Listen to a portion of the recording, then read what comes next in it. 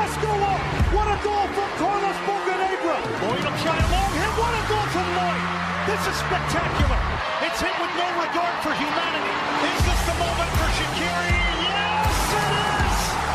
Switzerland and Shaqiri have scored in the 90th minute. That was worth the price of admission alone. This is Soccer Matters on ESPN 97.5 and 97.9 HD2. Brought to you by the Daspit Law Firm, DaspitLaw.com. From the Huntington Bank Studios, here's Glenn Davis. Well, we do have things to talk about today. There is no question about it. Welcome into Soccer Matters on ESPN 97.5. As always, presented by the great law firm, John Daspit, the Daspit Law Firm, bringing you soccer coverage for years. And a big thank you to the Daspit Law Firm, our presenting sponsor, DaspitLaw.com. Brian McDonald continuing on tonight like the all-action, box-to-box midfielder that he would be if he was on my team. Streaming at ESPN975.com. He is on our team. He's on the Soccer Matters team. Call in number 713-780-3776. A lot of interesting things happening today. You got a little rise in the Dynamo fans here today, who, by the way, I want to just remind people, there is an educated fan base out there. I just had to say that. They have knowledge. Streaming at ESPN975.com. Call in number 713-780-3776. That's 713-780-ESPN. Griffin Dorsey now will go to Orlando. We'll talk about that tonight. Talk a little bit about the Houston Dynamo heading into their opener. A lot of Champions League talk. Really cool interview with Eloy Room, who is the goalkeeper for Curacao, and he will be, barring anything, he will be in goal for Curacao and Dick Advocat in the opening World Cup game at Energy Stadium, which will be renamed Houston Stadium. But he will be in goal against Germany. Really interesting interview with him, what it meant, and this is where the expanded 48-team World Cup shows off the pro side of it. The pro side of it is it allows other teams to get in countries that maybe would never have gotten in, like Cape Verde Islands, like Curacao. And it's a really, really interesting interview. You'll like that one. We've got Buzz Carrick, as each and every week as we get into the season, I'm going to profile the MLS teams in Texas. So he'll talk FC Dallas. A lot of similarities between FC Dallas and the Houston Dynamo, by the way, and the way they go about their business. We will eventually get Austin FC on here, and then I will also do San Antonio FC since they are in the USL. Twitter and Instagram, at Glenn Davis Sock, at Soccer Matters GD, YouTube Soccer Matters, TikTok Soccer Matters, Facebook Glenn Davis and Soccer Matters, and LinkedIn Glenn Davis. We're going all out, folks. We're going all out. Up to the World Cup, we're shoving content out like there's no tomorrow. It's a well-oiled machine. We put our last video out about the Houston Astrodome and the history that's occurred there. I hope everybody got an opportunity to see that, about the eighth wonder of the world. And when Real Madrid played West Ham United there, that was only 9 months, believe it or not, after England won the World Cup in '66. And in that game between Real Madrid, there were 3 players. Bobby Moore was the captain, lifted the World Cup trophy, legendary English player. Jeff Hurst, at that time, was the only man to have scored a hat-trick in a World Cup final, the only man to do it. He held that record for 58 years until the last World Cup in Qatar, where Kylian Mbappe had a hat-trick, but they lost to Argentina. And it doesn't stick in my brain as much, the Mbappe hat-trick, as the Jeff Hurst one was. That's probably because Argentina won with Leo Messi. There's another little fact I want to tell you back. Back before the Dynamo came here in 2006, I went to a dinner with Oliver Luck and a couple other people, and the president of Club America at that time. It was Javier Perez Teufer, if my memory serves me right. He wanted to lease the Astrodome, put a team in Major League Soccer that would, and only sell the lower bowl seats. That was back before the San Jose Earthquakes relocated here, and we got the gift of the Earthquakes, and then the Dynamo won the two titles.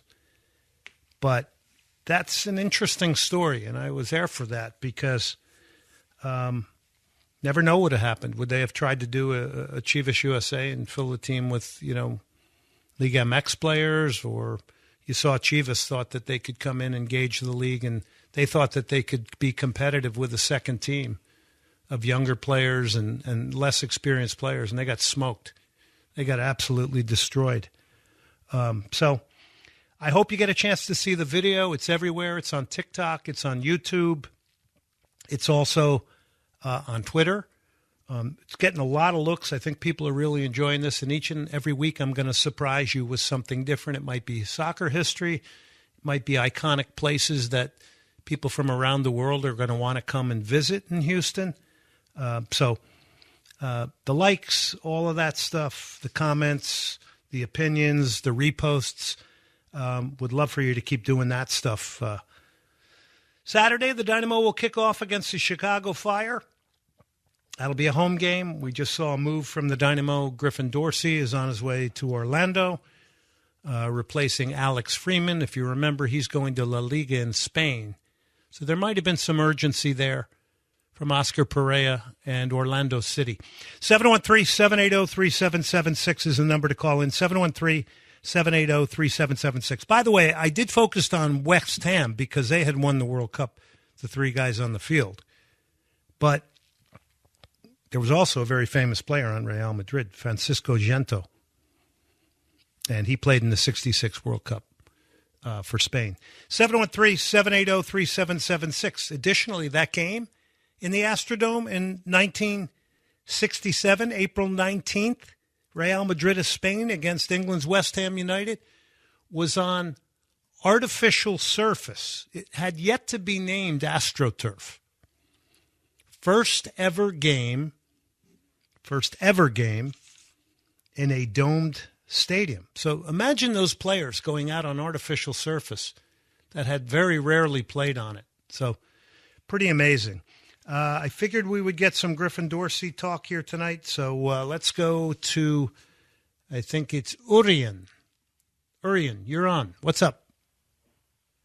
Yeah, so first-time caller. Just wanted to see your thoughts about Griffin Dorsey. Yeah.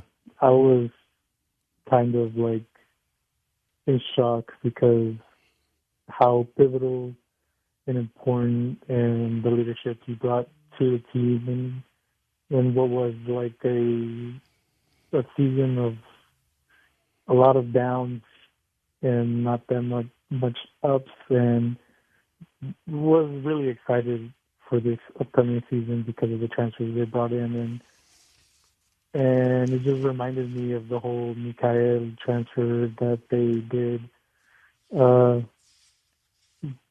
last year, and they just sold a pivotal player in the defense and wasn't able to replace him in time. And I feel like that's going to happen again with Griffin Dorsey. So I'll just hang up and just hear your thoughts about it. Thank you. Urian, thank you very much for calling, and don't be a stranger. Okay, so I was going to wait until the second segment, but I think Urian's going to get us into it. Okay, so what he said about Griffin Dorsey is true. Big piece of the Dynamo. He was a big piece of the attack. 161 appearances, 15 goals, 37 assists, 2,900 minutes. A guy that doesn't get injured very much. Got his opportunity under Tab Ramos in the beginning. We saw him grow, work extremely hard. This guy's story was an exceptional story to get where he got to. Orlando City's going to get a reported $1 million plus incentives in GAM. And he's been a 5-year starter for the Houston Dynamo. He is the player that brought width on the right side of the field. He's in the last year of his contract. Had that memorable goal in the Open Cup. Great energy, truly a fan favorite. When I had him out at Senate Avenue Brewing, he said, wow, I wish I could do this more. And I'm like, you can do this as much as you want. Because I think he really got it, Griffin. And that's, he's a popular player based on the attendance we get. Now, Orlando City needed a right back because Alex Freeman is heading off to Spain. Orlando City sold him for $7 million to Villarreal.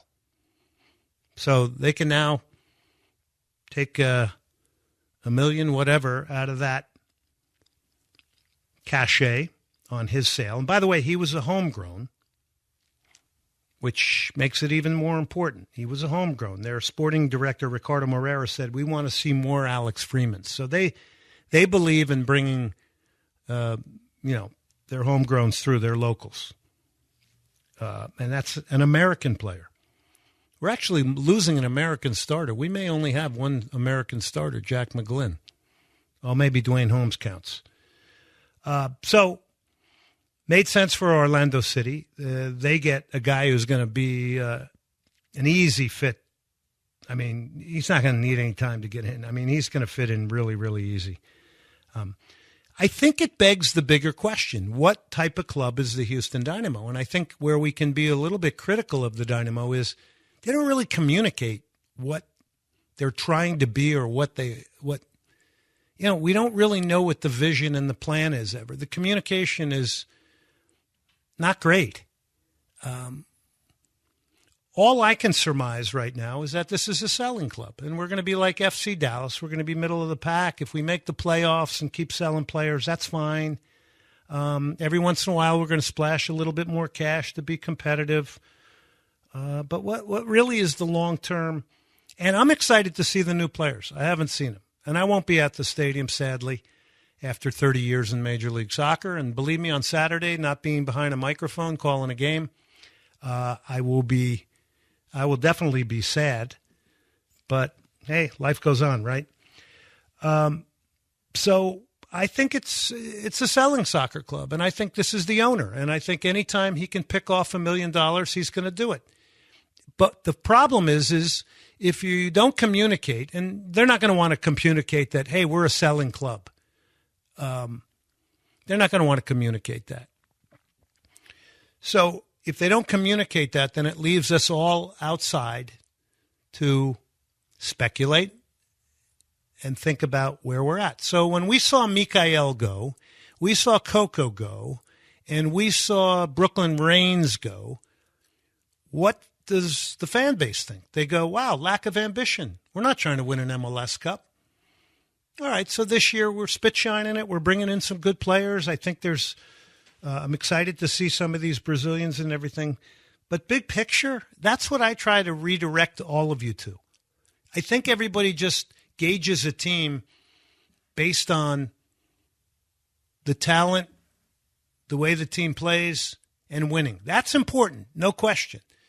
But I also want to say that's directly related to a front office of a club and an owner. And we haven't gotten good communication from the top. I mean, bringing Tim Howard in to talk about a market that he knows nothing about and pretend he's an executive of a soccer team, that's not respectful to Houstonians and people that want to follow this team. There's not enough reaching out. And I'm sure there's a lot of people in the front office that are doing a lot of good things.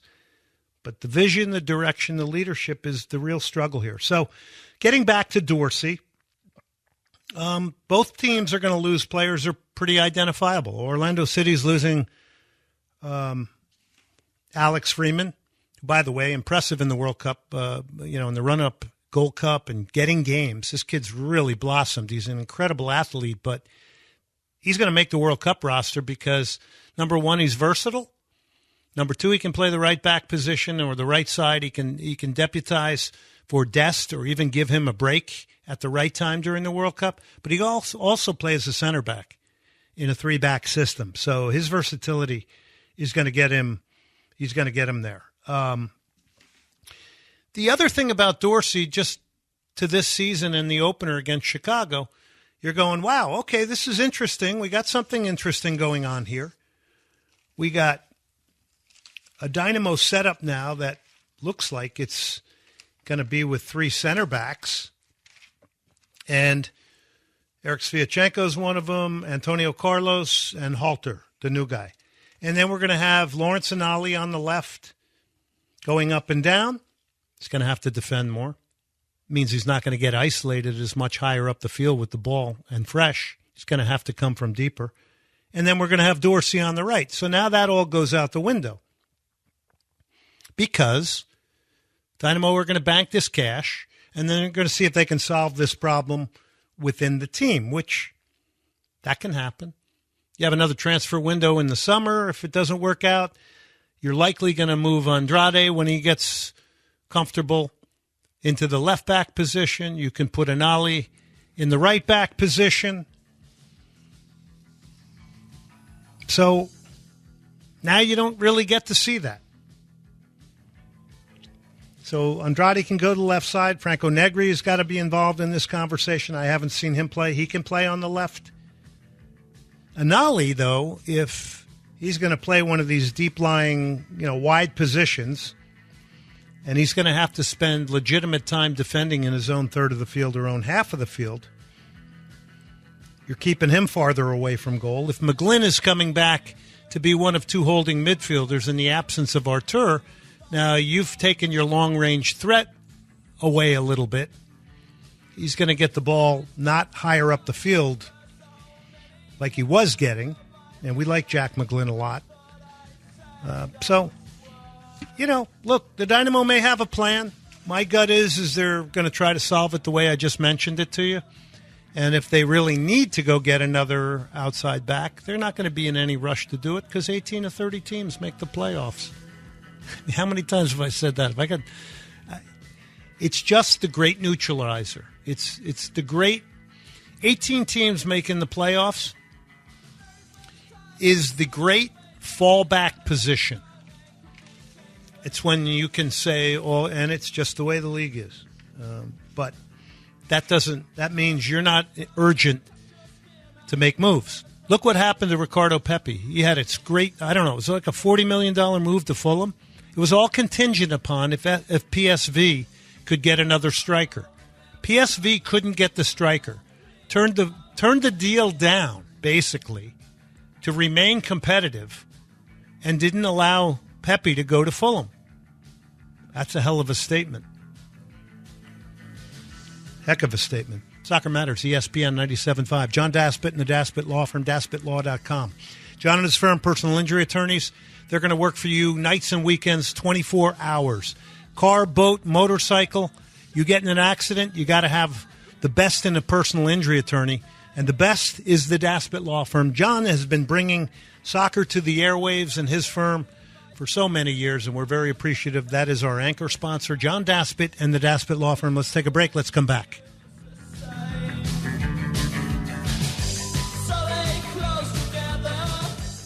ESPN 97.5.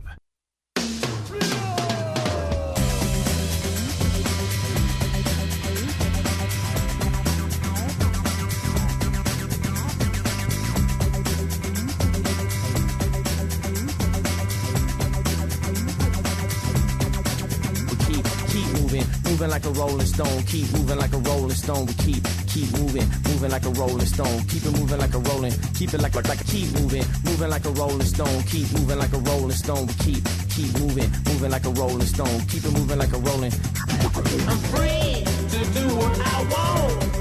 In the ocean. You're listening to Soccer Matters on ESPN 97.5 and 97.9 HD2. Brought to you by the Daspit Law Firm. From the Huntington Bank Studios, here's Glenn Davis. Yeah, you watch. Griffin Dorsey's going to have an outstanding season this year for Orlando. Sometimes change is good. This is a remix sampling Rolling Stone song, I'm Free.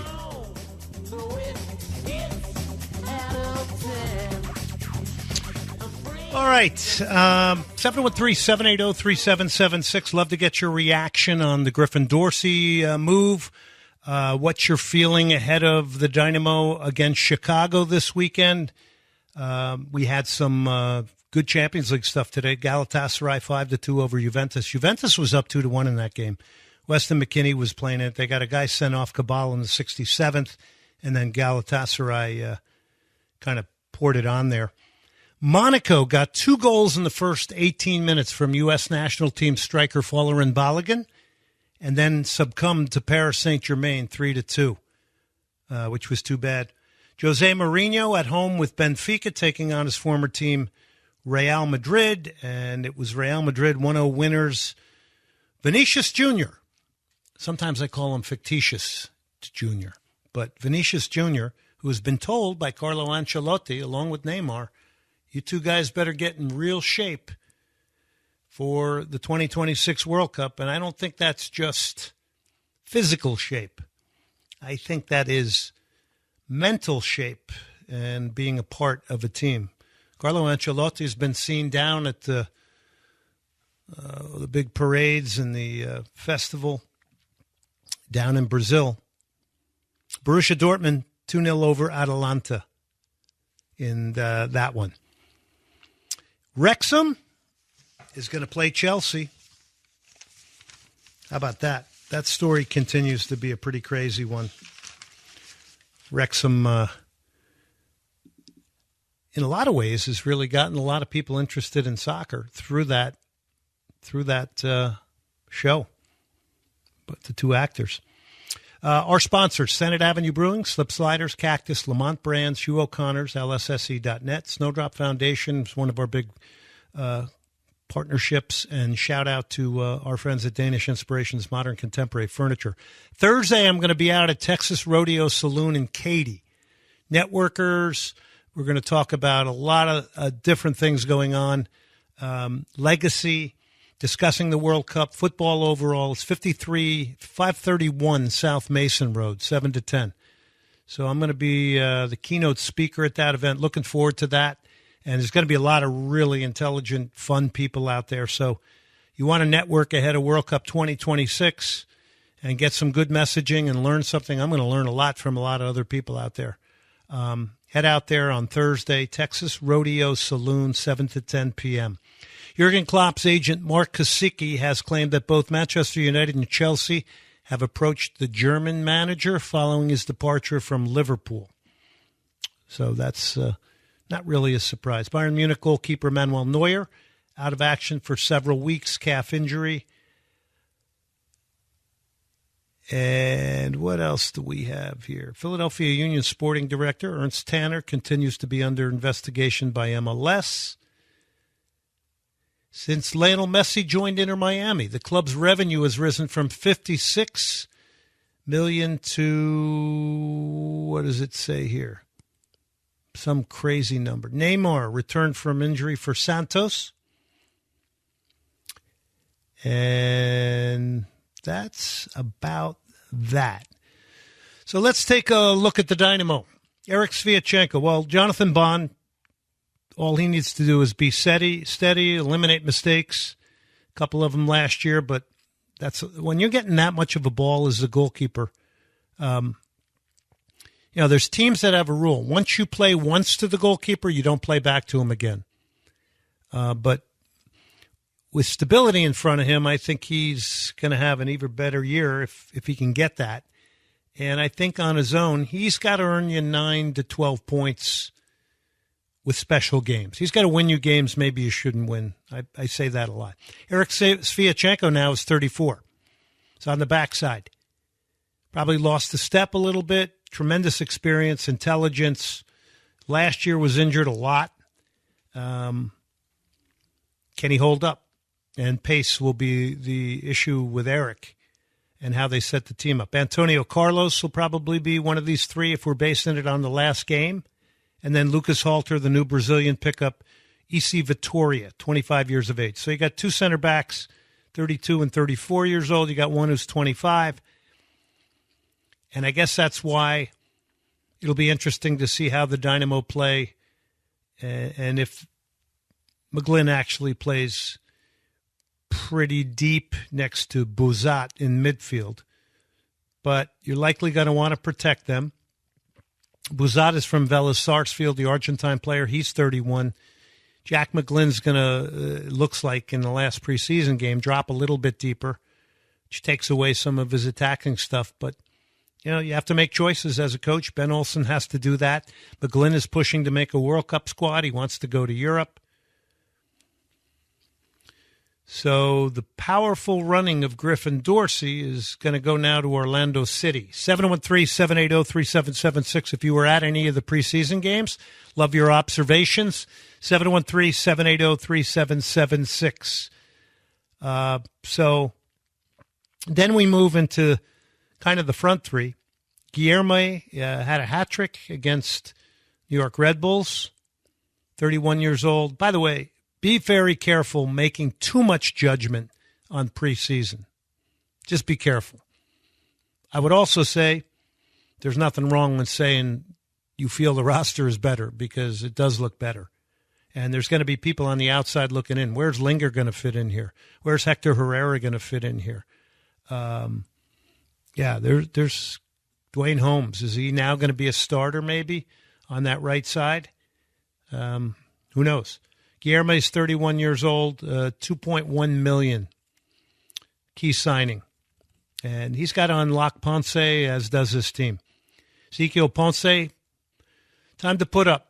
If he's got the right supporting cast here as a DP, he needs 15-plus goals. You need a goal scorer.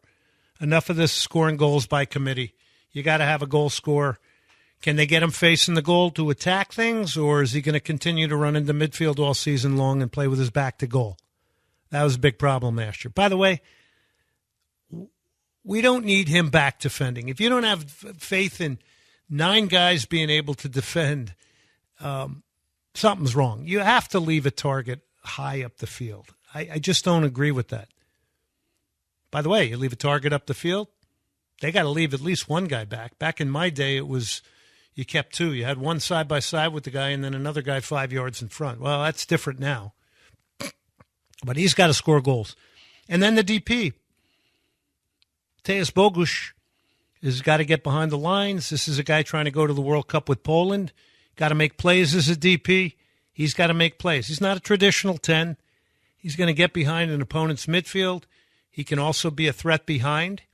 And the Dynamo are going to have to be able to, if they are back defending, they got to get some more verticality and some more aggressive runs and take a little bit of a risk now with the new attacking pieces. But I sure hope it's not going to be the inverted winger, 8 million passes, center backs touching the ball more than everybody else, side-to-side stuff.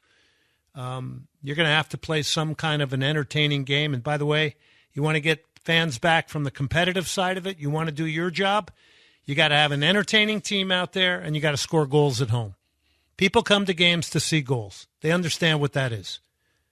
Bogusz, by the way, when he was at LAFC in 2024, was scoring a goal every 2 games. Cruz Azul, where the Dynamo got him from, he was injured down there. He struggled a lot. Felipe Andrade, I think, is injured. So Nick Markanic is probably now the backup to Ponce, even though he scored more goals in preseason. Franco Negri could play into this heavily now. I don't know much about him, haven't seen him play. But, when you look at these guys and you see the clubs they're at, they're accomplished soccer players, all of them. They were good pickups, I would think. Now we got to see how they perform. Now we got to see how the team's put together. And, we're not waiting for next year. The team's got to be put together this year because it turns over all the time. And, the rhetoric has got to be about ambition, winning. But this is a selling club. I think until we hear otherwise from the Dynamo, you will continue to see these types of sales when $1 million is on the table. This owner is going to want to grab it and bank it and hope his team makes the playoffs. This is not the mentality of Inter Miami. This is not the mentality of LAFC. It's not the mentality of the top 5 teams in the league. We have to understand that. And that can be done by owners within the rules of this league. How do we know that these deals aren't being cut to satisfy the owner? Hey, Asher Mendelson and everybody who puts these deals together, how do we know these aren't being done for the owner from a financial perspective. Hey, I want to look good. I want to make this deal so the owner's happy with it. You never know. This stuff happens in MLS. So it's a little conspiracy. But they didn't have to sell any of these players. There's ways of keeping them. If you want to win titles and you want to get consistency, there's ways of keeping them. So, there you go. Oh, Barcelona's under heavy, heavy pressure. Real Madrid got it done in the Champions League. Thomas Frank was sacked at Tottenham. Igor Tudor will take over. West Ham almost got beaten by Burton Albion. This is my guy from the White Stripes, Jack White. I like the rawness of this. You do too, Brian, because this is kind of your band. I like that. It's kind of Black Keysy, right? What was that? It's kind of like the Black Keys. Yeah, the guitar sounds somewhere, I would say. Yeah. All right. I think with that, we're going to take a break here. Soccer Matters, ESPN 97.5. Victor Ariza is going to join us here in a minute. Hey, a quick word here for Slip Sliders. 1802 Bins. Head on down there. It's a great spot. Proteins, beef, chicken. They're made to order. Seafood. Made to order. Slip Sliders are the best. And when you're down there at the zoo, you're in Herman Park, you might be at the museums, head over to Slip Sliders.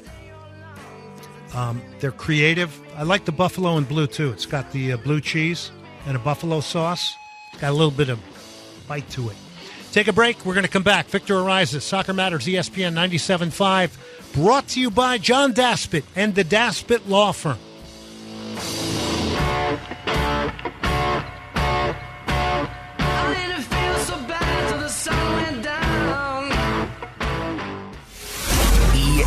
ESPN 97.5.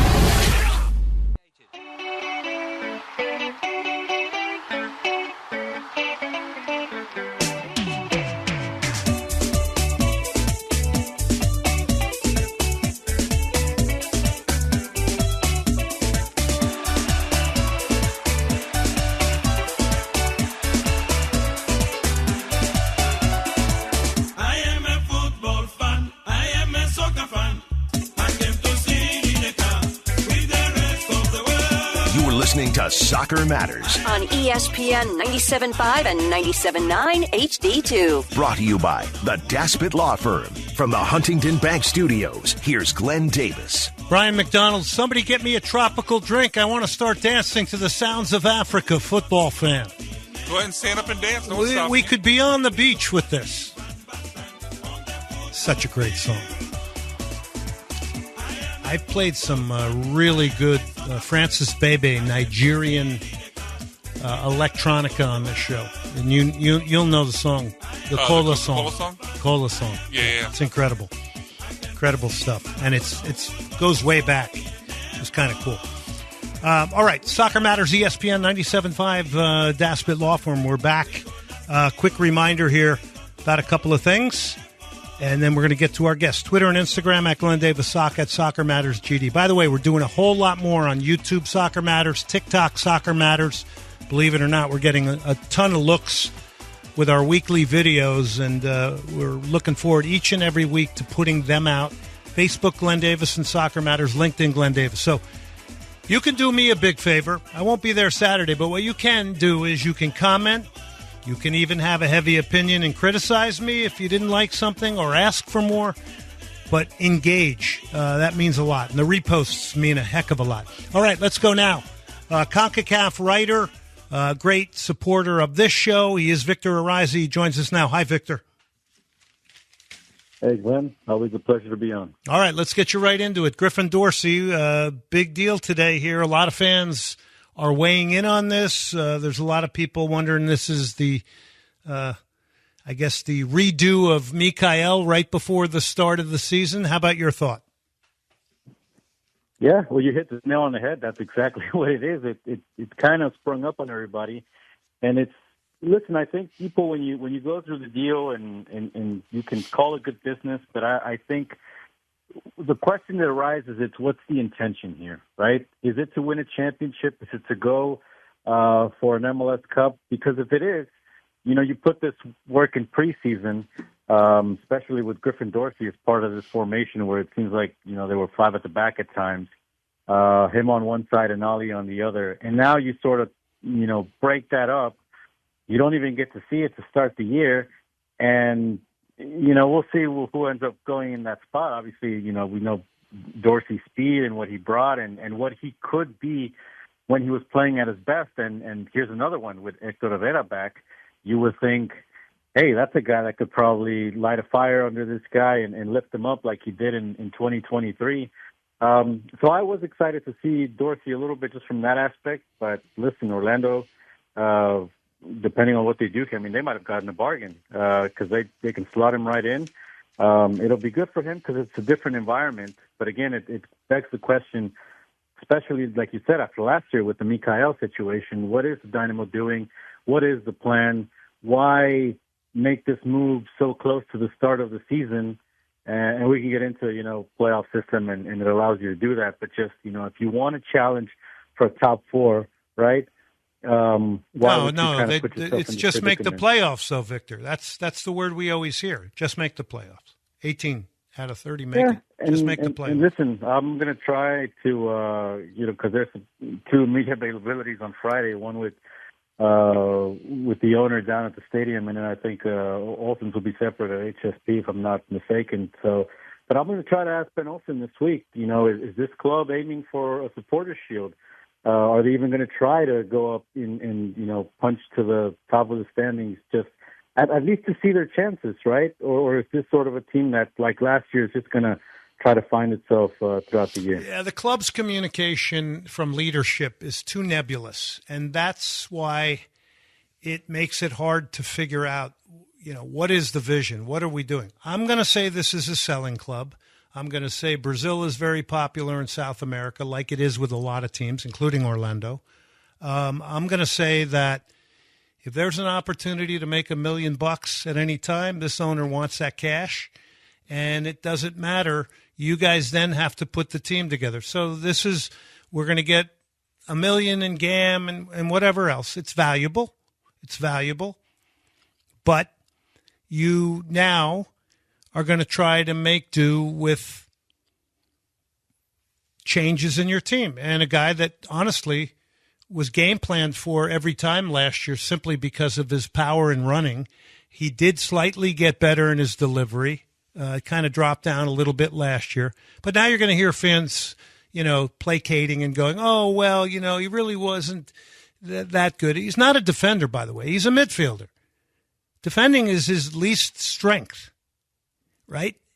His ability to get forward and pressure and get up the field, that's his strength. And I did see him from the time Tab Ramos was playing him, Victor. I saw, and I think a lot of people saw, him get a little bit more polished. Did he get where he needs to get? No, I don't think so. But nonetheless, he's very effective, and people had to worry about him in games. I mean, the man has a motor that's unbelievable, probably has 3 lungs. Yeah, and he could shoot, and I think when he wanted to go for goal, I would have liked to see him here in Houston go for goal a little more. I think we got a bit of a taste in a few of those seasons, but we didn't really, there was a time, listen, I got frustrated when I watched this team, and then, I see Dorsey, and he has open space, and he cuts back to wait for the rest of the team to catch up. I mean, these are the kinds of things where I'd like to see them more proactive in attack, but look, it's all done. He was one of, you mentioned he was here when Tab Ramos was here, so he's one of the longer tenured players. Again, star building and making, going into the community, he was one of the most popular guys, and that's all on his own too. That's something you lose now. We've seen it over the years where, some of these players get shipped off, and that also hurts the club as far as, fans get attached, and then they wonder why. Again, what's the point of some of these moves? And that's part of the community aspect as well. So, but we'll see who they replace them with. The only ideal situation. Yeah, and by the way, we haven't heard the Dynamo. The Dynamo haven't announced it yet, Victor, and neither has Orlando. Right, but it's been reported by Tom Bogert, who we know is an MLS insider, has a link, so it's only a matter of time till this gets announced. And look, this may not even get announced till till Saturday, the start of the season. But we pretty much know if it's been reported by Bogert, it's all but sure. Okay, so what does it say to you? You mentioned the ambition. I took an angle that's kind of interesting here, and I don't mean this in a negative way, but I think when people get positions of sporting director and, you're known as the deal maker and the guy with the computer like Asher Mendelson, and we're doing all this data stuff, it's always a feather in your cap when you do a deal and you make your owner money. And my worry is that, hey, are we doing things simply to make money for the owner and make him happy and keep our jobs? Or are we doing things and making decisions that are based on trying to want to win championships? And I think you're going to hear later on today, I've got Buzz Carrick on, and he's going to talk about FC Dallas. And you're going to almost hear him talking about the Houston Dynamo when it comes to just spend and where they're going to sit. And, I hope it's going to get better, but I just don't see it right now. I don't know. Yeah, but at least FC Dallas develops players. And at least they've not lately. I don't know about lately. Record. I don't know about lately. But they've got their own problems. And again, I mentioned the tenure of Dorsey just to go at. So what is the plan? What is it? Like you said, there hasn't been, really anything about, we're going for a 3-year span or we're at a 5-year plan or something like that.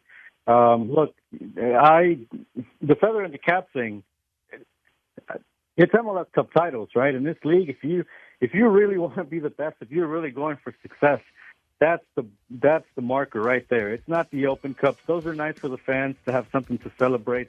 You're supposed to be shooting for MLS Cup, and right now that you got Messi in the league, you're supposed to be shooting to at least make the MLS Cup final, be associated with one of the top players in the history of the sport.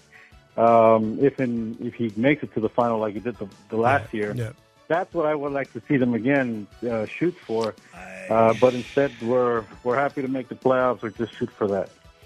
Yeah, nobody's ever going to say they're trying to win the MLS Cup. It raises the bar too high, and I think that's where I find it a little disrespectful sometimes, a lot of the rhetoric, because we deserve better down here. I mean, explain to us what we're trying to do, what our vision is. Where is the bar set? Now we can only look at what the owner does. He likes to sell. So that's a part of the game these days, but it seems always to be a detriment towards the end game. And the year they should have went for it was 2024, and they sat on it. That was the year to try and win it and go get a really big piece next to Hector Herrera. Victor, thanks so much for coming on, as always. We appreciate your authenticity and telling it from the heart. Appreciate it. Anytime, Glenn. All right. Victor Ariza. We do need some people to speak in the media. By the way, there was 32 people at the media game. Where are they? What are the outlets? I know listen, and I'm all thumbs up on the podcast community and everybody covering the team, but we do need more real coverage. Most people would want me to be rah-rah on it today, but I think we have to look at what was breaking news. Griffin Dorsey leaving. Big piece of the Dynamo attack in the last couple of years. Fan favorite. We have to talk about it like the NFL, the NBA, right? That's what everybody in MLS says they want. So we gave it to you today. We'll take a break. Soccer Matters, ESPN 97.5. Hit up Slip Sliders, 1802 Bins.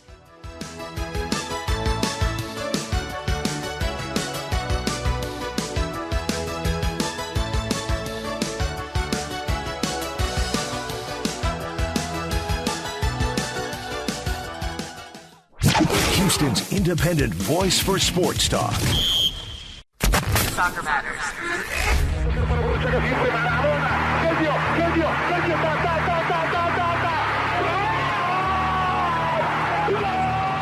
Quick shot, score! The U.S. with Dempsey. For Fabregas. who looks for Iniesta, who's onside. Spain score. Entonces el centro, remate de gol. Gol de oro. Gol de oro. Gol de Oribe.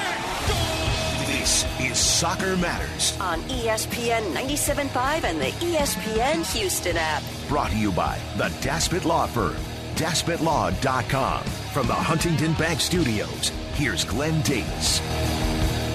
All right, let's kick the second hour off in real style here. Nico's Greek and American Cafe. 3 locations in Houston, the best in gyros, souvlaki's, chicken soups, incredible bakeries, all the coffees you would want. It is Nico's Greek and American Cafe. Location, Woodlands, Beltway 8 and I-10. And then my favorite, the original down in Montrose. It is Nico's Greek and American Cafe. Now, Curacao is one of the great stories of the World Cup. They have qualified after getting a result in Jamaica, set the small Caribbean country on fire. Incredible parades and excitement around them getting to the World Cup. Well, they will open up against Germany here in Houston, Texas in June. Their goalkeeper is Eloy Room. He joins us now. Well, Eloy, that final whistle blows in Jamaica. You know Curaçao's going to the World Cup. You're a huge part of it, big leader on the team. What did that first off mean to you from a personal standpoint? Yeah, really, a lot of emotions. I started with the project World Cup 10 years ago with the national team. So if you finally make it, then yeah, I don't know. I don't even know if I realized it after the final whistle. It was so unreal and yeah, unbelievable moment. So lots of emotions. 68 caps for Curacao. You and Leandro Bacuna have the most. You're a huge piece to this team going into the World Cup. Let's go now to the country and the smile and the pride that you put on the face of a Southern Caribbean country, Curacao, and the people. Yeah, no, it's really beautiful to see that we can bring so much joy back to the island. Yeah, we're such a small island, in the world, and then we achieve something big like that. It's unbelievable for the people, and like also the emotions you see at the people's faces, when we made it, and also when we have good results in general. They're so proud if we represent Curacao to the world, and I think now the whole world knows about Curacao. Well, they're going to know them in Houston too, because you'll be in Houston here. Group E, Curacao will take on Germany. That'll be the first World Cup game here in Houston at Energy Stadium, June 14th. Then you get Ecuador and the Ivory Coast. We'll talk about the group in a minute. What was the celebration like in Curacao? Did you guys get to go back there and celebrate with the countrymen, or how did that work? Yeah, we flew back the next day in the morning. We flew back to Curacao, and yeah, it was one chaos. Like I never saw that many people on the airport waiting for us outside the airfield, and also like in the city. We did like a tour from the airport all the way to the city, So it was like, it was crazy. I never saw that many people. Everybody was on the street celebrating, fireworks, dancing. People were so happy. So yeah, it was an unbelievable experience. What a remarkable moment. Rarefied air to get to go and play in a World Cup. It really is. It's a small group of people that actually ever get to go to a World Cup, let alone play in one. Yeah, I know. Yeah, sometimes I wake up and I think about it and it feels still unreal. But like, I think when it comes closer, you really realize it. But yeah, it's a big achievement. And the funny thing is, it was always my dream. And it sounds like a little bit cliche, but when I started the project, but even way before that, when I was a little boy, I always wanted to play on the World Cup, and especially with Curacao, that was a dream. But nobody really believed in it. Everybody was always saying like, it's difficult and it's going to be a long road. But I always had some sort of belief. I think that's why I started the project really early, and luckily there was more and more people and players who believed in it too. And I think the turning point was when the head coach Dick Advocaat came, and he told us also, and I spoke with him before he started, and he told me the same thing. Like, listen, I really believe we can make it. So when a coach like that speaks that out loud, then it gives you lots of confidence.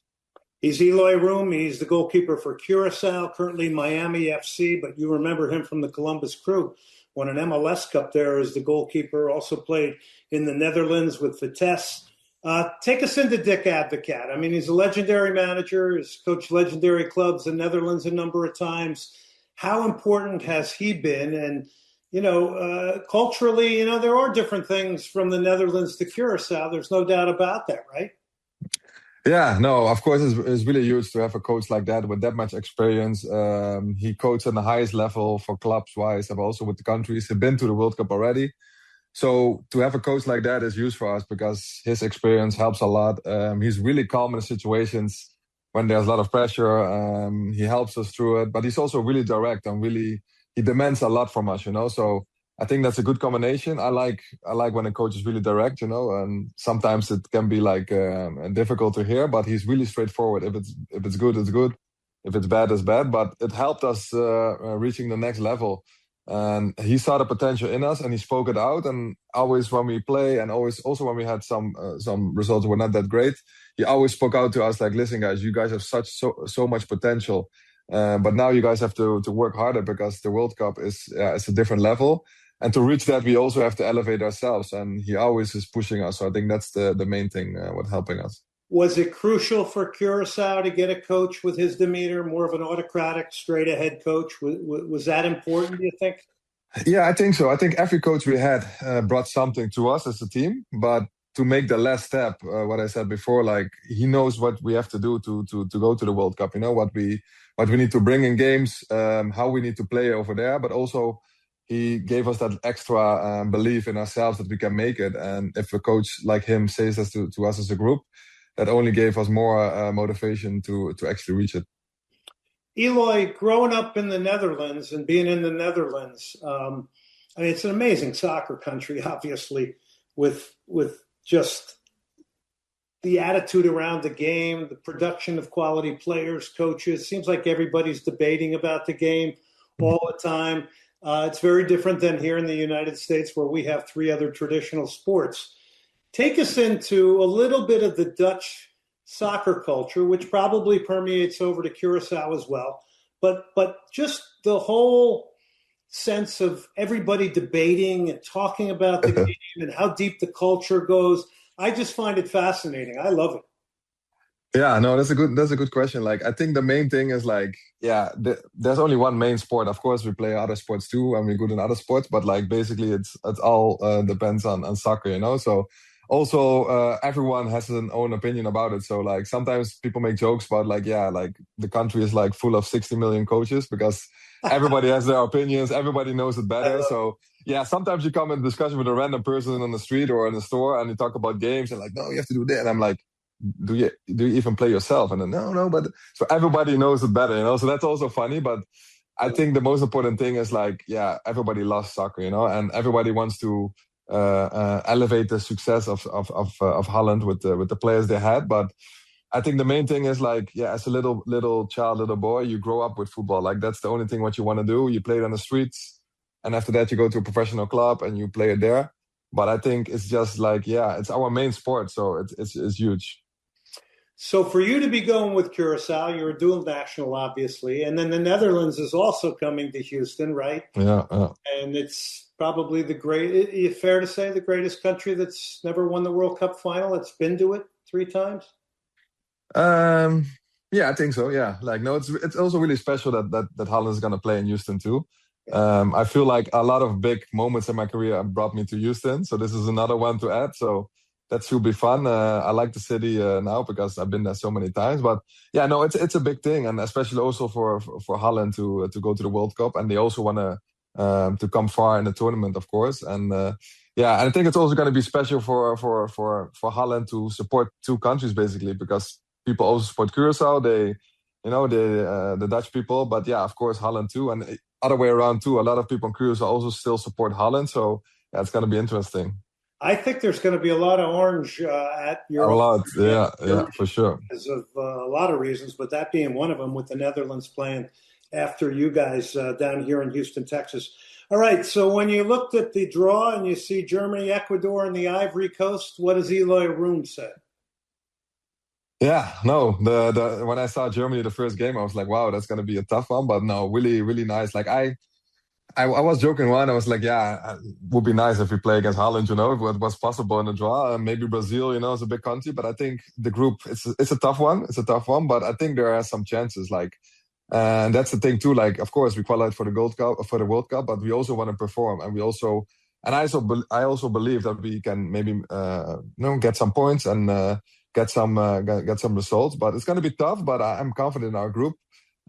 So yeah, for me, it was really nice to see that we play against such good countries.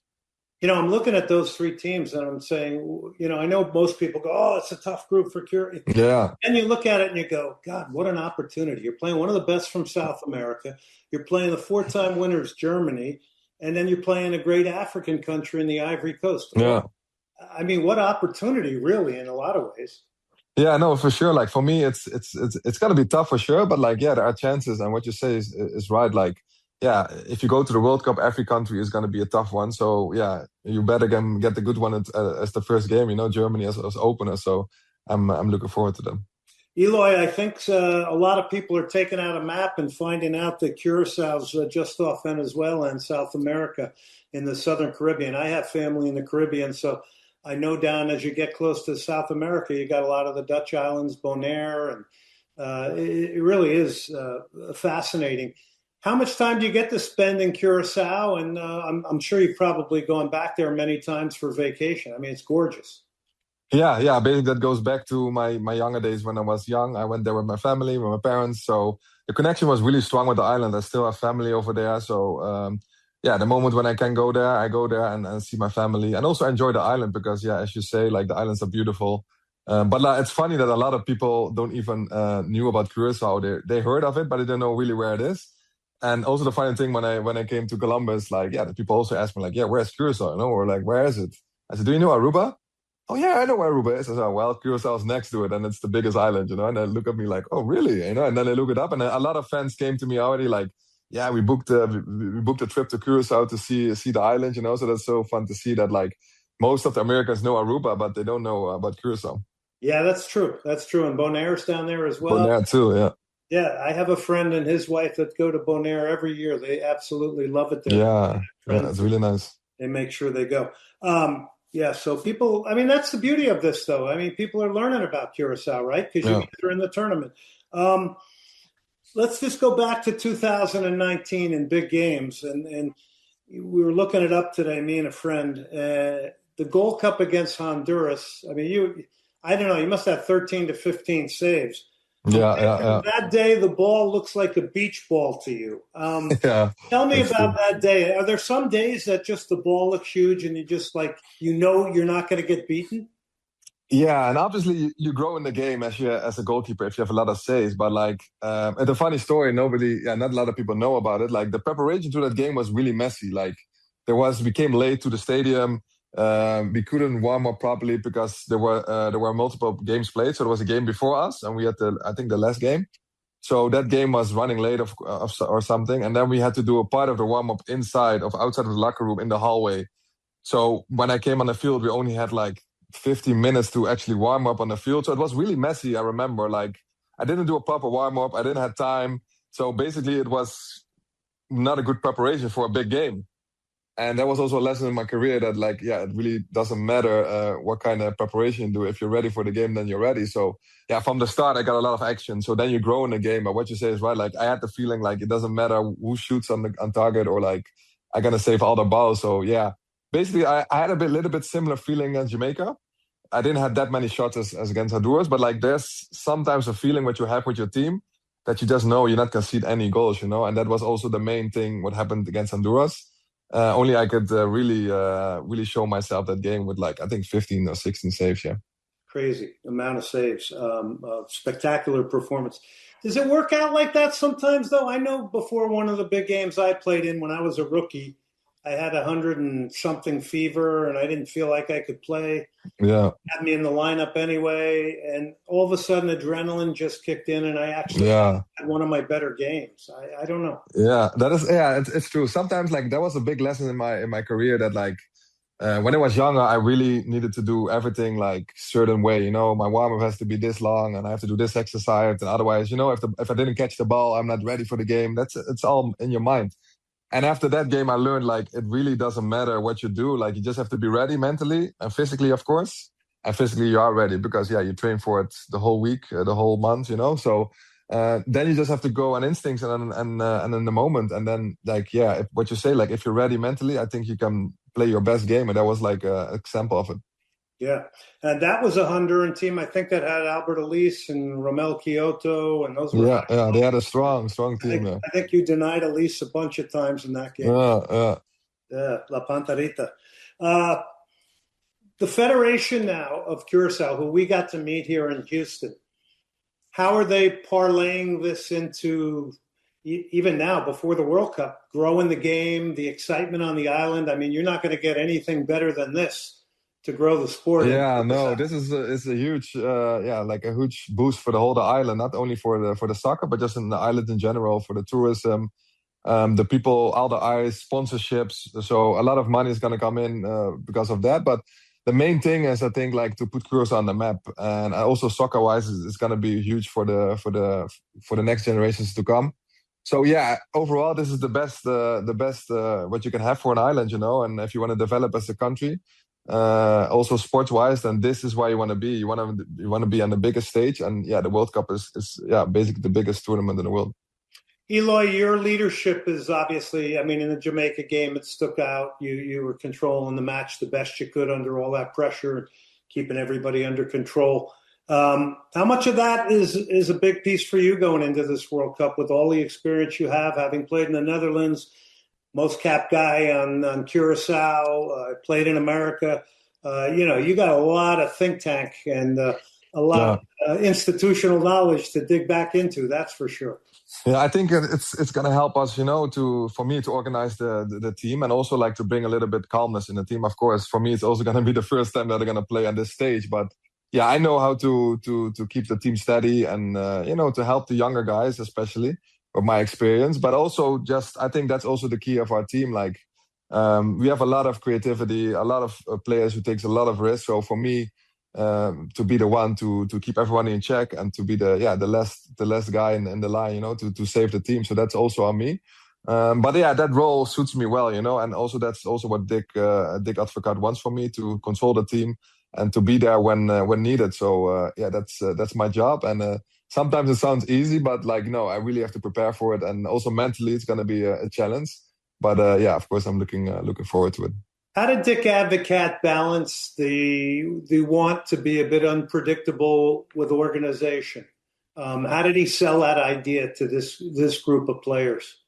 I mean, obviously, he got you on board to help him. Yeah. No, what I said before, the main thing for me was his belief, like he had really a strong belief, even before he actually signed the contract. I spoke with him, I sat down with his staff and him, and he told me, he said, listen, you guys have so much potential. I watched your games back. I saw you play. Of course, we need to tweak here and there, but the potential is there. So I really believe in you guys as a group. And he said also, the way you guys play with each other, the way how you also good with each other outside of the field, it feels like a family, like a really tight group. He said, I never saw this before in my previous teams or national teams. Even in Holland, he said, for me, how you guys interact with each other and training, you guys are training really hard, correcting each other, fighting. And then, 10 minutes after training, we're dancing, we're enjoying the music. So he said, that vibe, he said, I never experienced in my career. So for him, it's really nice to see that we also know each other so long. Like we played against each other in Holland and academies, and then we went to Curacao. So we know each other for 10 plus years at least. So I think that helps also. But I have the same feeling, of course, in my teams I played for, I was also good with the group. But what we have with Curacao is really something special. I consider everyone, from the kit man to the physios, to the coach, to the players. Yeah, it's like a family. You can describe it like that. Yeah, and I remember in the press conference here in Houston, he said, well, no, I'm going to let these guys dance. Yeah. In the beginning, he was a little bit he tried to manage it a little bit strictly. And then he also noticed, listen, this is something what we do, and that's something Caribbean. And after that, he also went with the flow. And I think that's the best thing what he could do. You cannot really decide how you want to manage this team, because it's just different than a club team or another national team. So at the end, he bought in and he really enjoys it. And now he also sometimes is dancing in the bus a little bit. So that's funny to see. That's why he's one of the greats, right?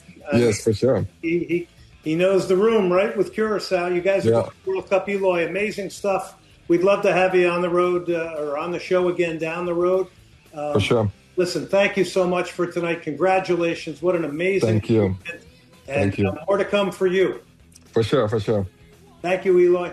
Thank you for your time. Big thanks to Eloy Room, and a big thank you to you for listening in tonight to Soccer Matters here on ESPN 97.5, presented by John Daspit and the Daspit Law Firm. Quick word here for Hugh O'Connor's Pub, I-10 and the Marquee Entertainment Center. It's just off of 610 going towards Katy on the right-hand side. Hugh O'Connor's Pub, great whiskey offerings, home of the Liverpool Supporters Group, all the great English food there as well. LamontBrands.com for your Soccer Matters t-shirts and hats.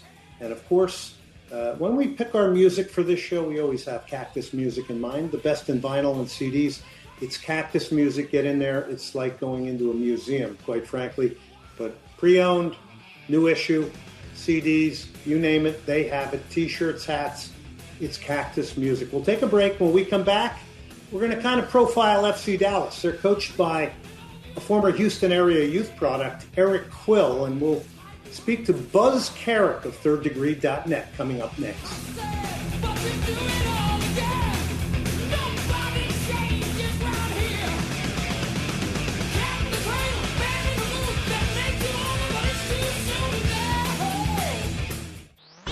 ESPN 97.5.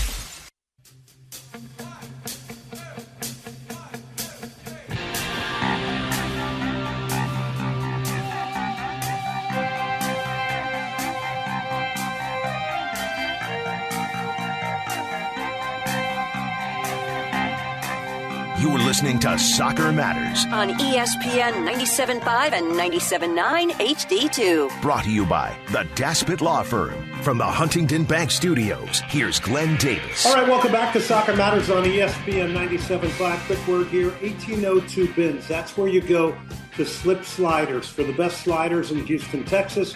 You may hit up the zoo. You may hit up Herman Park. You may be at the museums. It's right around the corner, 1802 Bins. It's slip sliders, every type of protein you want, beef, chicken, fish. My favorite, the Shrimp Shack. It's slip sliders, the best sliders in the H. All right, with that, we bring in from thirddegree.net, has been a perennial, consistent coverage piece for FC Dallas over many, many years. He's Buzz Carrick. He joins us now. Buzz, thanks for coming on the show tonight. Hey, anytime, man. You're a professional, and we've been around this league a long time. You and I are working together for dang near 30 years, so we go way back, you and I. Yeah, we sure do. Cotton Bowl days and the Dallas Burn. All right, yeah. Let's get into a team that's coached by a Houston area guy who grew up here, Eric Quill, you know very well. We're going into year two for him. First, maybe a little synopsis on year one, because there was a big stumble, kind of, and I think it was dealt with correctly with Luciano Acosta. Yeah, I think at the beginning of the year, we were all talking wooden spoon contenders, and then they grabbed Acosta, and we thought, oh, that might be enough to squeak into the bottom of the playoffs. And boy, did that not work out. That's a team that was sitting very deep. They cannot build out of the back very well at all. Lucho wants to play that way, though, so he's coming back looking for the ball. He's not up there with Peter Musa, so there's no facilitation happening, and it's just a disaster. As the season goes on, he more and more doesn't want to be here. His family's not here. He starts to raise a little ruckus in the locker room, and then out in California on a road trip, he and another player missed curfew, and Quill sent him packing, sent him back to Dallas, and they had like a big meeting, and they said, we're going to play with who wants to be here, and they switched to a 3-5-2 or, legitimately really 5-3-2 really. They packed it in, and they sat deep, and they stopped bleeding goals, and they went on a little bit of a run, and they managed to make the playoffs, and so they sold off Lucho and managed to get most of their money back, which is incredible that they did that, and then left them needing a sort of a DP10. They used Patrick Delgado as a 10-ish kind of player, and that got them into the playoffs. And so this winter we thought, okay, time to retool and go get a real 10. And boy, that seems to have not quite happened. So, Quill did a nice job of coaching up a team last year. He's going to have to do it again. He basically has almost completely the same team back. It's going to be a lot of sitting deep, a lot of trying to build out, probably not very successfully, and a lot of trying to turn people over and get at them quick going the other way. Buzz Carrick, thirddegree.net here. What is the goal? I always say down here in Houston, you're not doing your fan base a good effort if you say, well, it's just to get into the playoffs, and when 18 teams out of 30 make it. It really seems to keep ambition low. What does FC Dallas and Eric Quill say? Well, Quill talks about being here to win championships, and the club talks about wanting to win championships. But they're in the middle of a big, gigantic stadium renovation with that place at like half capacity. So we can't help but wonder if the revenues are significantly down, if that's impacting things in terms of the roster spend. Because right now they only have one DP, and they did go out and get a 10, but that 10 is 24 years old, and he's an unproven Uruguayan and does not have the resume or the cachet or the salary that goes with it. So you have to wonder, if you're going to run a 1 DP 4 U22 system, are you really preaching to the choir? Now, Bill says he doesn't care about designated player. He wants designated warriors. He wants guys that fight. Well, they're signing guys that fit his MO and fit his style. They're doing that right. But we're starting to see in this league a bit of a separation, or maybe even more than a bit, between the teams that are willing to spend and play at the top of the league and the other teams that are just willing to kind of hack it up in the middle. And so it's one thing to say you're here for championships. It's another thing to always be signing and buying these 20 to 22, 23-year-old kids in U22s, hoping you can eventually sell them, and not getting in a guy that can complement Petter Musa, who's one of the best strikers in the league, arguable top 4 or 5 at least in your conversation, and taking advantage of him while you have him. And you just wonder what he could do with a consistent playmaker next to him. That's the big question. Now, they're playing a 2-striker system. They really like Logan Farrington, and he gets a fair number of assists for a striker. Those guys work really well together. They complement each other.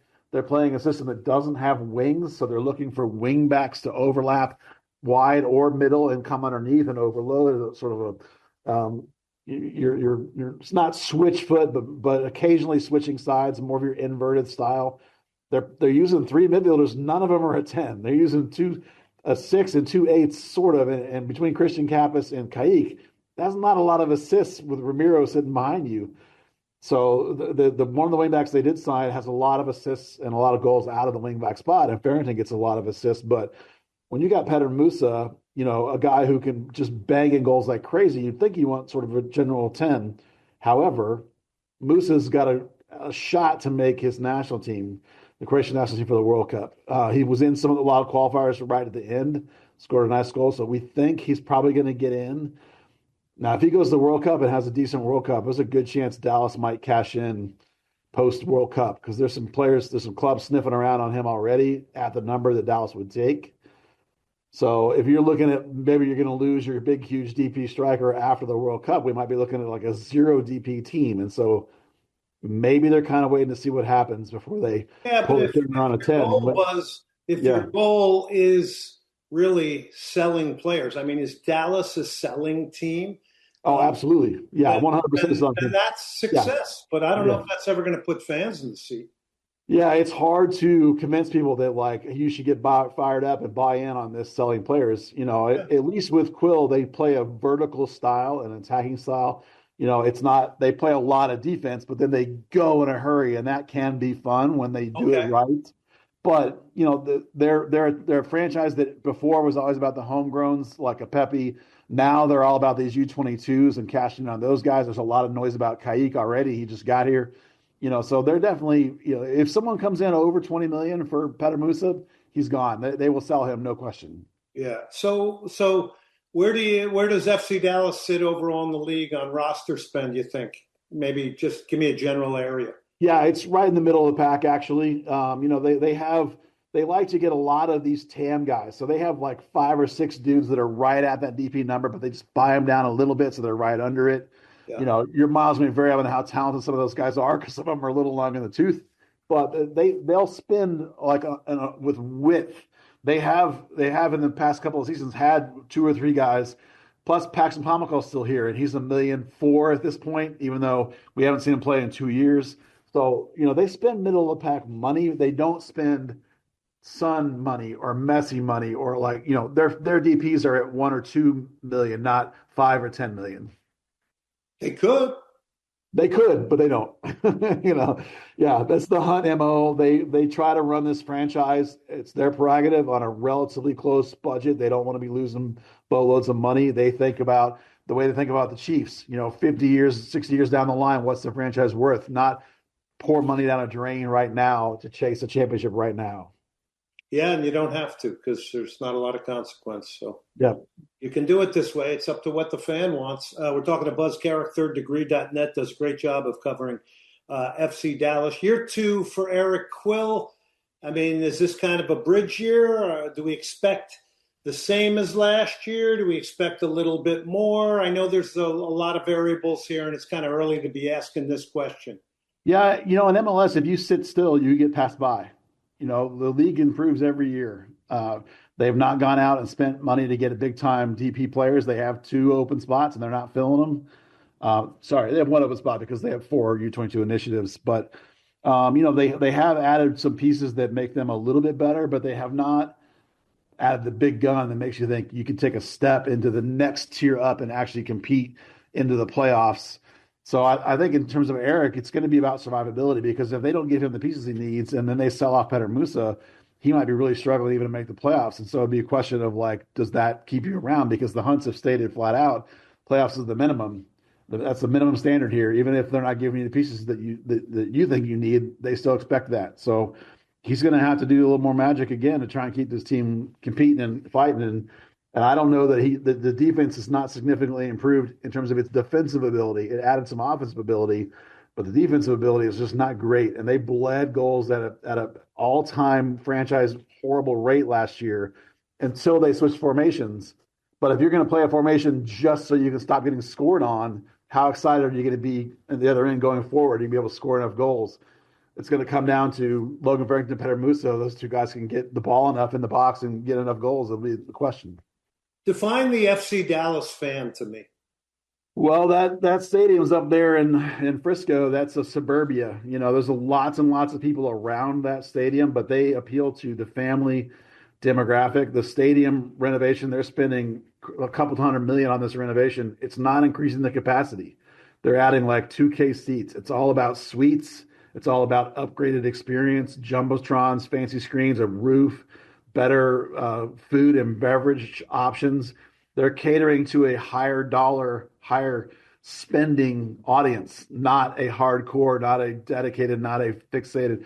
You only got to fit 12,000 people in there right now until this renovation finishes for the next 2 seasons. So they don't have to get a whole lot of people in there to meet that demand. And they're looking towards two seasons from now when the place is open back up at $22K, and you're going to want to have a more expensive ticket price and the kind of people that can afford those tickets. So it's a different sort of animal than like your LAFC or your Miami or things like that have a broader multicultural appeal. That doesn't happen here up in the Frisco demographic. Do the fans put pressure on the team, the front office, the ownership group? They do. I think so. Certainly the supporters do, but the supporters clubs here are not the really super huge, big supporters club, and it makes up a very small percentage of the audience. So obviously the demand tends to be we'd like to see a winning product, but not necessarily knowing how to do that, or do I care about how good it looks versus how bad it looks as long as they win. I don't know that it's a particularly deeply soccer educated market in terms of the FC Dallas audience. If you look at what Alabama Dallas is doing in USL, you can see them appeal to a much more broad-based, multicultural, younger audience, a much more knowledgeable audience, a much more soccer-specific audience downtown. That'll be a very good contrast of demographics and styles as they go forward with that new club coming in next year. Yeah, how does that fit in the Dallas landscape? Well, it's quite far away. They're going to play at the Cotton Bowl, and everything they're doing is about downtown Dallas. That's a good 30-mile difference. And we even know that a Fort Worth team is coming too in the USL. So there's going to be a natural rivalry, Dallas to Fort Worth, for those USL teams. MLS sitting up there in Frisco will be a little bit separated from that, but they're all very different demographics. This is a massive, massive city, as is Houston, of course. You know how big it is. There's plenty of people to fill up all 3 of those stadiums. Yeah. So the demos are going to be very, very different. The styles are going to be, and approaches in the market are going to be very different. It'll be fascinating as an observer to watch how it plays out. I think to your point, I think there is room for a USL championship team in Houston. Yeah, I would agree with that. With a different vision and a different model, I think they could be very successful. Plenty of people in that market, absolutely, to support 2 things for sure. Yep. Just depends on how you're doing it. The roster, how much turnover this year going into the season, and who would be one of the players to keep an eye on? I think you already mentioned him, the number 10. Yeah, a lot less turnover than last year. They signed this young man, Joaquin Valentin, who's Uruguayan. We know almost nothing about him. He's 24 years old. I mean, you can look at YouTube, but what is that? And when he's playing in the Uruguayan league, that doesn't help you really. They also signed a young man out of the Israeli league named Ran Benjamin, who's a really motory, movement-based 8. Very vibes like Paxton Pomykal, and we're not actually sure Paxton Pomykal is ever going to play again. Obviously, the best player probably in raw terms here might be Osaze Yergide, the center back, who's a really good player. We've talked a bunch about Peter Musa, and I think Logan Farrington's prime for a breakout move. But the midfield is very much workmanlike, industrious, and not a lot of flair, not a lot of creativity, and that's going to make for, in some ways, a very boring game. But if they love to get at people, get over the top, and play really fast like a track meet once they get the ball. So that's kind of what the style you're going to see this season. Who's the biggest vertical threat? I know Musa's at the tip of the spear, but who's the biggest vertical threat? Well, Bernie Kamungo on the left side is particularly fast and can really get end to end. Can not really refine once he gets there in the box. Still have Anderson Julio, who probably is mostly a bench threat at this point, especially late games. But even like your Logan Farringtons can get forward with enough, but to get up there because Peter Musa stays pretty high. He doesn't come way back, and they always get up to him, and he can just hold it for a second, and people get past him and get going, and that's how they work. Yeah. Buzz Carrick, thirddegree.net. Buzz, tell me about the Dallas preparedness for the 2026 World Cup. A lot happening up there. Media. Oh, man. Yeah. You got teams that are going to use this as a base camp. You got a boatload of games. It's a big deal. I don't think that they landed a base camp. They do have the media center. Oh, they haven't landed. Okay, I'm sorry. I was thinking Charlotte today. That's right. Yeah. Charlotte landed Scotland. We kind of thought we weren't going to get one because of how hot it is here. I mean, Houston's the same, except. Yeah, but come on. Kansas City's hot as heck in the summer, too, and they got 3 teams there. People are scared of Dallas, I guess. Kansas City more than Central. But the media center's here. Some of the things to watch, there's a big fan experience kind of thing in downtown Dallas. Now that's a ways over to Arlington for AT&T Stadium, or Dallas Stadium as they call it for the World Cup, but they've been implementing a whole bus and ride system. We'll see how that goes. Dallas got some great games though, some really exciting ones. So you can't complain about that slate of games they got.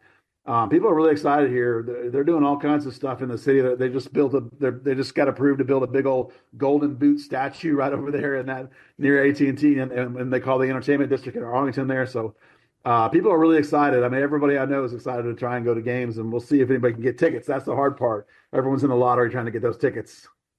So you feel good about where Dallas is and the effort that's being put in? Are they weaving in the local soccer community and some of the people that were the real builders of Dallas soccer? Are they doing a good job of that? I think so. Dan Hunt's on the committee, and he's pretty in touch with all the players in the market.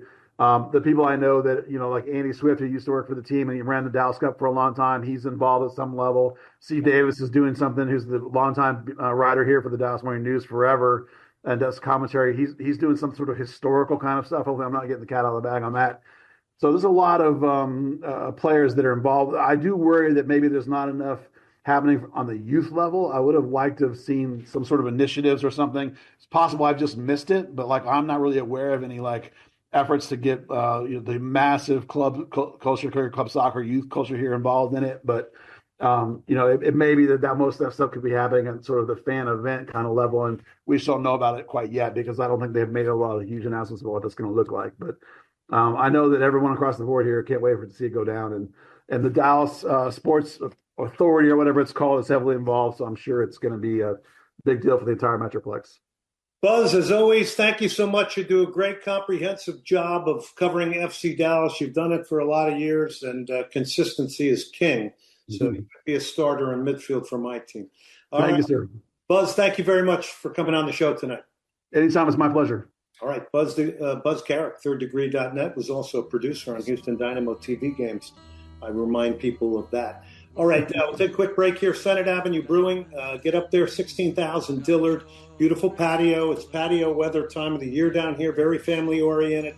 They're showing soccer matches up there. We do our monthly live show from there, Soccer Patterns, ESPN 97.5, presented by the Daspit Law Firm.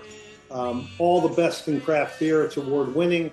They're always constantly changing out different types of beers up there. So for those of you who are big craft beer drinkers, you are not going to be disappointed. Last Tuesday, we had a massive crowd out there. Great turnout of people. It was a lot of fun. I had a lot of fun. A lot of live guests throughout the show. So again, it's Senate Avenue Brewing in Jersey Village. Let's take a break. We'll come back. We got more to come. Because you're playing with fire.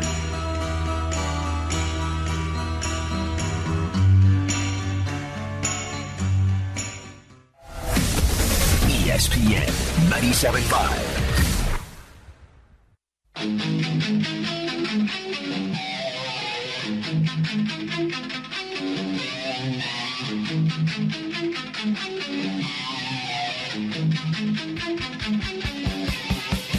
You're listening to Soccer Matters on ESPN 97.5 and 97.9 HD2. Brought to you by the Daspit Law Firm.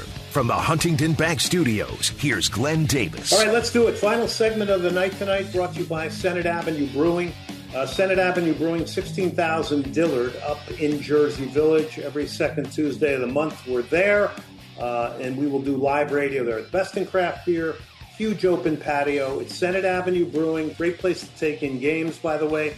Very family-oriented, but got a lot of soccer talk going on up there as well. And again, a big thank you to Andrew Mitchum. Also, Slip Sliders, 1802 bins, down in the Herman Park area and the Museum District, the zoo.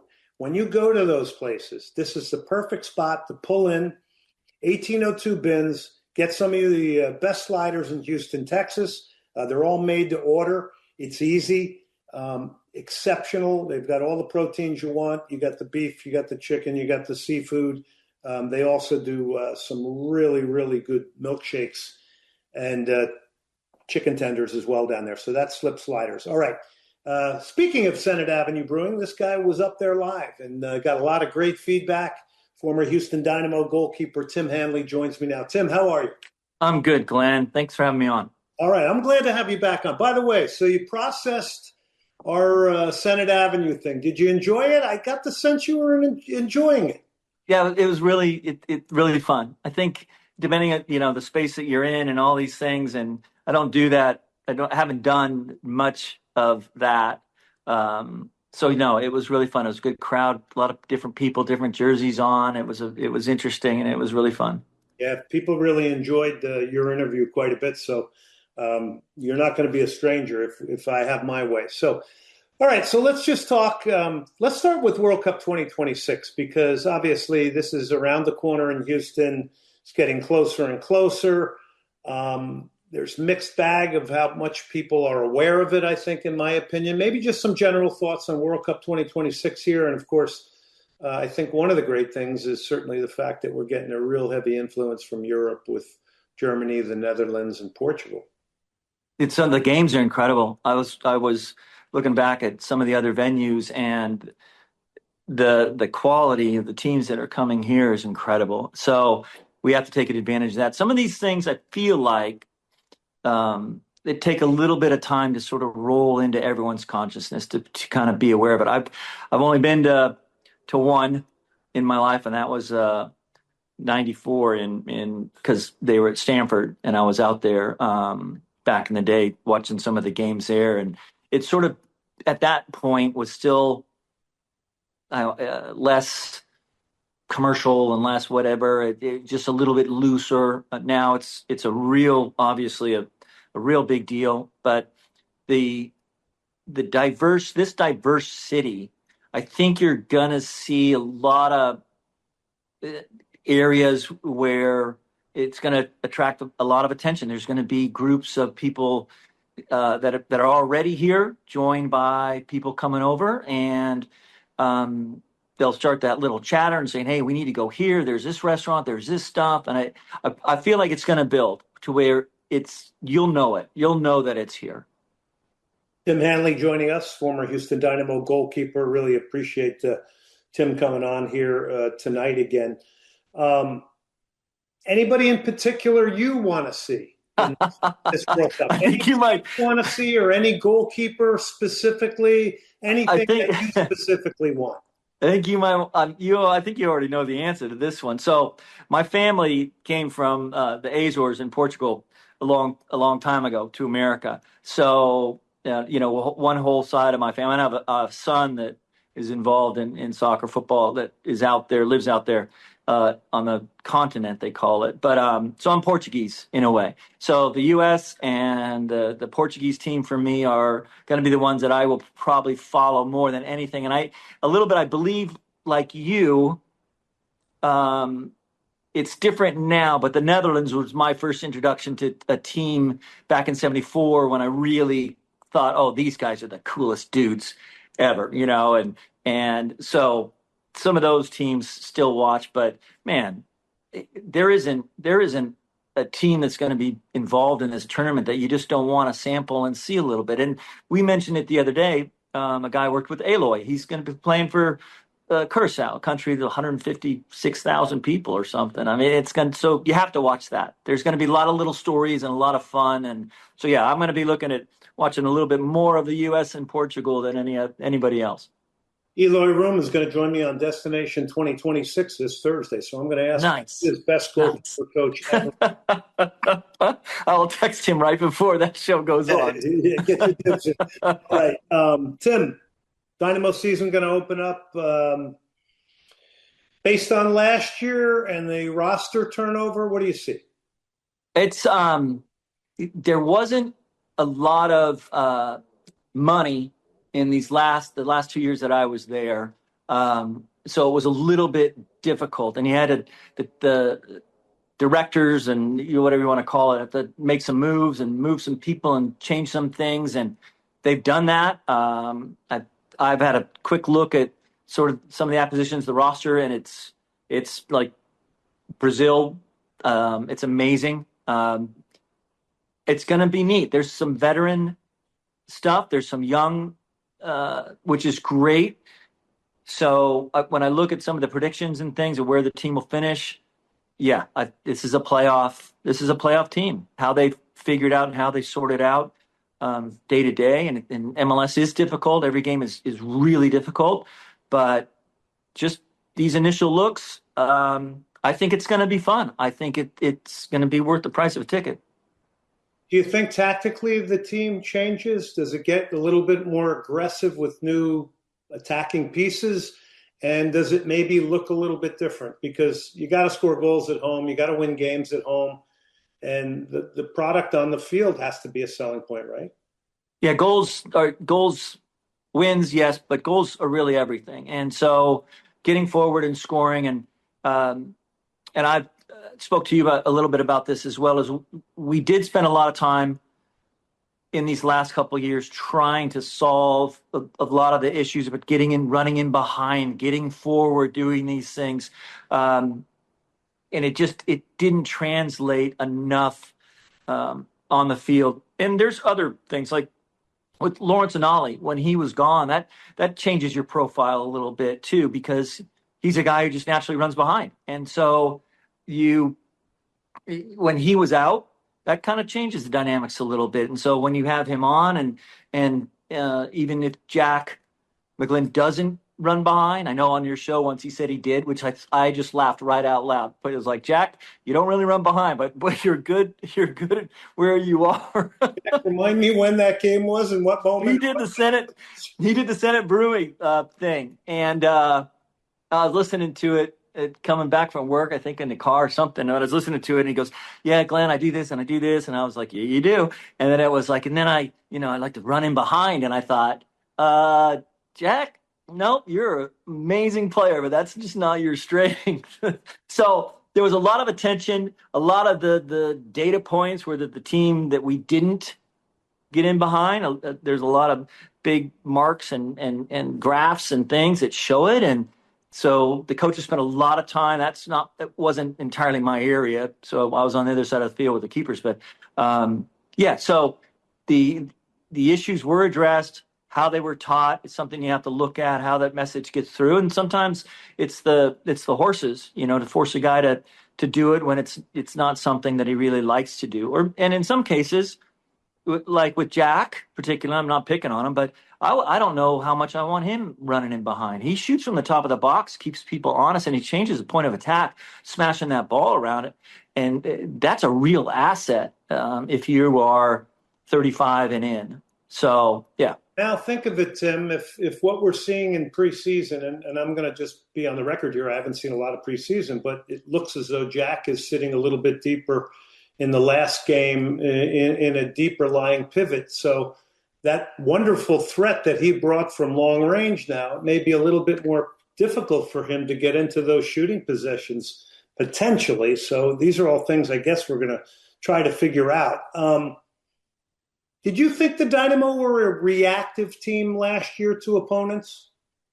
Oh, that's a good question. Yeah, that's a good question. As a coach, you'd like to say no, that we wanted it to be, cause and not the effect of something. Yeah, I don't know how to answer that, Glenn. To be honest, you never go out the gate thinking that we're gonna, take it on the chin for a while and hopefully do something. That was never the plan. It was still going to be, let's get after them. Here's where we can exploit them. Here's where they're going to be dangerous to us. So the plan was always that. How it translated on the field sometimes, it may appear that way a little bit. And again, some of the opponents, they bring different pieces, different weapons, different packages, and you can't help but be under it sometimes. You go away from home and you kind of launch it for the first 15 minutes and stay out of trouble and keep it even. And if you're playing a pressing team, the Phillies and the Red Bulls, you hang on for a while until they've kind of run out of, if you get into halftime with no score, that's okay. And that is somewhat reactive. You're under it. So I'd like to say from no. a substitution pattern standpoint, like I always felt like most times the first move in an even game would come from the opponent. Yeah, that's fair. I think that's fair. I think the whole substitution piece should be, they should do a little deeper dive. I say it's because the analysis, they love this kind of stuff, but there should be a deeper dive because with 5 subs, it changes the game dramatically. There's players now that are not going to play 90 minutes an entire season. You can put a guy on, the game changes, and you can pull them back off. There's enough basically subs to do that now, or before there's no way. And so sometimes you have to sort of shake and loosen some of those shackles of some of me, my old school thinking or whatever it is that, we have to save this, save that. 5 subs is a ton. And it's changed the dynamics here in Houston because the weather used to beat you up, and the teams would come here at 60 minutes. They're looking around the bench going, man, we got 3 guys we have to get off this field. Well, you can do it now. You can actually do it, and you're still safe through injury and all kinds of things. Creating a 60-minute player, too. Yes, that's right. And it's an interesting thing because you run into some of the periodization stuff where guys, you're training and you're doing these things, and they don't get under-trained, but you have to wonder how many of them can do a 90, especially the ones that have to run a lot. You look at Griffin Dorsey, that guy just puts in miles and miles and miles. He's got 3 lungs. I think if they took an x-ray, he's got 3 lungs. And last one before we let you go here. Take 45 seconds here, a minute, and take us into Jonathan Bond as a goalkeeper, as you know him better than anybody. Wonderful guy, just this unique personality in a way. He's so it's funny. I could use this sort of this. It's not fair to say this English gentleman, but he is like that. He's this wonderful guy, and he's very well mannered and very respectful. He has, like every goalkeeper, they have their quirks and things that he likes to do. Everyone wants to do things that they're good at. And so you find as a goalkeeper coach, you sometimes have to do those things in training. You keep the morale up and you do things good. But wonderful guy and a real complete game. It's real interesting to be that quiet and yet throw himself right in the way of stuff, which takes great courage and great bravery. And we saw that a couple times last year where he is he made some great saves. I think they'll ask him this year to be a little louder, be a little bit more outspoken, be a little bit his age and his profile, and maybe lead a little bit from back there, a little bit more. Real quick on him, his feet. How much did you work with his feet? Yeah, just through the season, every single day we're doing stuff. Every single day we're doing stuff with the feet, and he has some real qualities there. He does. He's calm, does some things. I know, like most goalkeepers, they don't want to look bad or be embarrassed. So sometimes the decision might be to push something up and out when he had other options. But that's true of every goalie. That's just not him particularly. But he's nice and clean. Good touches. Tim, thank you so much for coming on tonight. We appreciate it. We look forward to your next visit. We got a lot more to talk about. He's Tim Hanley, former Dynamo goalkeeper coach. We're going to keep you up on what Tim's doing here. He's putting something great together for goalkeepers. Tim, thank you for finishing us up tonight. Thanks, Glenn. Thanks for having me on. Always a pleasure. All right, that's Tim Hanley. That'll do it tonight here. Soccer Matters, ESPN 97.5, presented by John Daspit and the Daspit Law Firm.